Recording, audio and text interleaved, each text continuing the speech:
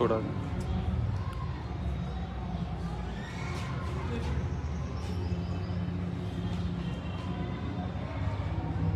नमस्कार मित्रांनो, मी सरपंच मंगेश साबळे बोलतोय। पण आज या ठिकाणी जिल्हा परिषद कार्यालय छत्रपती संभाजीनगर या ठिकाणी मी सरपंच म्हणून आलेलो नाही, तर माझ्या गावातल्या महिलांचा आवाज म्हणून या ठिकाणी आलेलो आहे। माझ्या गावातील महिला आहेत, त्यांना 2-2 किलोमीटर पाणी डोक्यावर आणावं लागतं, प्यायला पाणी नाही। सुरुवातीला शुद्ध पाणी नव्हतं म्हणून आडात बसून आंदोलन केलं, त्या महिलांनी मला मतदान दिलं आणि मी सरपंच झालो। आणि आज 2 वर्ष जवळपास होतोय। जल जीवन मिशनचं काम या ठिकाणी 2020-21 मध्ये चालू झालेलं आहे। जल जीवन मिशनचं काम 4 वर्ष झाले, अजून पूर्ण झालेलं नाही। त्या छड्या आणल्या, पाईप आणले, रोड मध्ये दाबून टाकले, ते पाईप सडायला आले, मात्र जल जीवन मिशनचं काम अजून पूर्ण झालेलं नाही। 4 वर्ष झाले जल जीवन मिशनचं उद्घाटन झालं, 1,80,00,000 इस्टिमेट तयार केलं बघा मित्र। 4 वर्ष झाले पाईप रोड मध्ये दाबून टाकले, अजून काम झालं नाही। कुठं काम अडकलाय? कुठं घोडा पेंट खाताय? का 4-4 वर्ष एका जल जीवन मिशनच्या कामाला लागताय?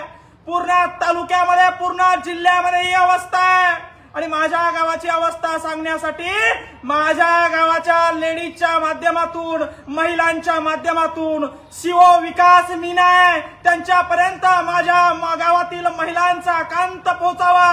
मुख्यमंत्री देवेंद्र फडणवीस, तुम्ही म्हणता लाडकी बहीण आहे, तुमच्या लाडक्या बहिणीला जल जीवन मिशन मध्ये पाणी प्यायला अजून मिळत नाहीये। 4-4 वर्ष झाले अधिकारी लक्ष देईना, टक्केवारी घेतली का काय असं वाटायला लागले। माझ्या गावातल्या मला महिला विचारता, की भाऊ तुला सरपंच केलं, तू आम्हाला प्यायला पाणी का अजून दिलं नाही? 3 वर्ष झाले तुला सरपंच केलं, डोक्यावर पाणी आणावं लागतंय, डोक्यावरचं खांद्यावर आणलं होतं, पण 3 वर्ष झाले जल जीवन मिशनचं काम चालू आहे, अजून काम पूर्ण झालं नाही। यांच्या सीओनच्या, डिप्टी सीओनच्या, वाघमारेंच्या आणि जे काही डेप्टी इंजिनियर आहे त्यांच्या ताटाखाली काहीतरी वडगणा लावल्या असतील, म्हणून हे कामं थांबलेले असतील। आणि ही वस्तुस्थिती पूर्ण महाराष्ट्रात आहे। आणि म्हणून सीओला विनंती आहे, हे इस्टिमेट आहे जल जीवन मिशनचं, 1,80,00,000 इस्टिमेट आहे।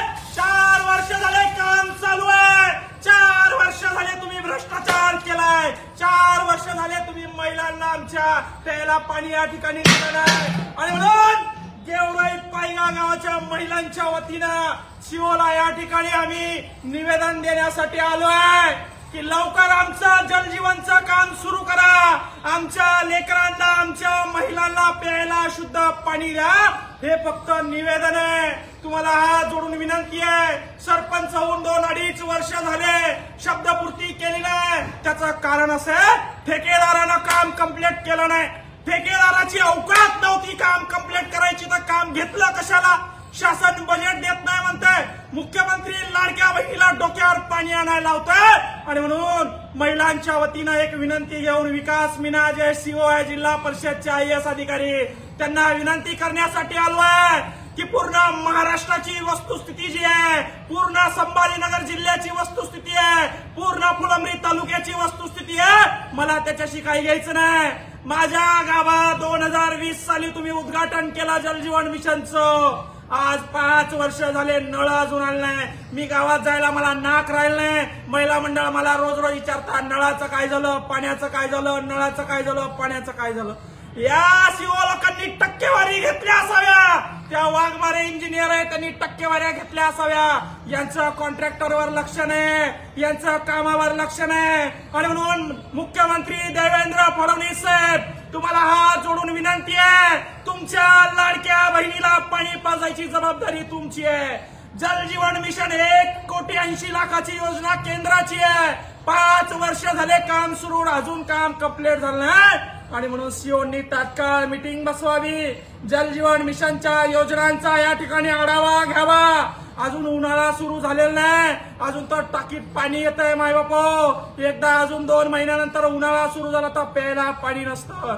आणि जर का अशी वस्तुस्थिती परिस्थिती आमच्यावर आली तर आमचा या ठिकाणी उद्रेक झाल्याशिवाय राहणार नाही. एवढा सांगण्यासाठी सीओ साहेबांना, विकास मीना साहेबांना आणि वाघमारे जे कोणी जे आहे त्यांना सांगण्यासाठी आलोय. धन्यवाद मित्र. जय जवान जय किसान.